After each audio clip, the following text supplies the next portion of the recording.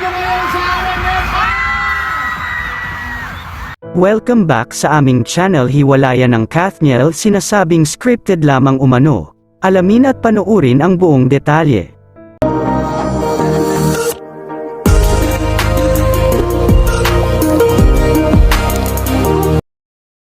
Trending at usap-usapan ngayon ang kauna-unahang public appearance ng Kathniel sa naganap na Christmas Special 2023 sa Araneta Coliseum nito lamang Huwebes, December 13, 2023, matapos isiwalat ng mga ito na tapos na ang 11 taon na nilang relasyon.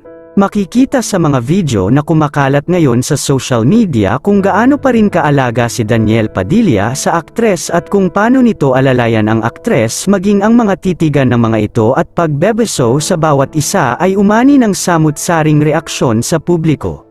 Ngunit marami naman ang tila hindi maiwasang husgahan sa pagkakataong ito ang aktor na si Daniel Padilla dahil ginagawa lang naman daw nito at pinapakita sa maraming tao ang pag-care umano sa aktres dahil ayaw nito na bumagsak ang career ng aktor.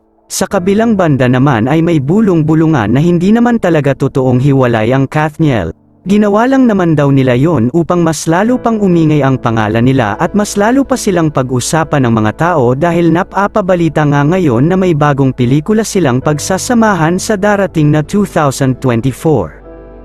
Dahil kung hiwalay na nga daw ang dalawa, bakit tila wala silang ilangan sa isa't isa at kahit nasa backstage ang mga ito at off-cam naman ay makikita ang aktor na si Daniel Padilla kung paano nito kausapin at hawak-hawakan ang aktres na para bang sila pa umano nito.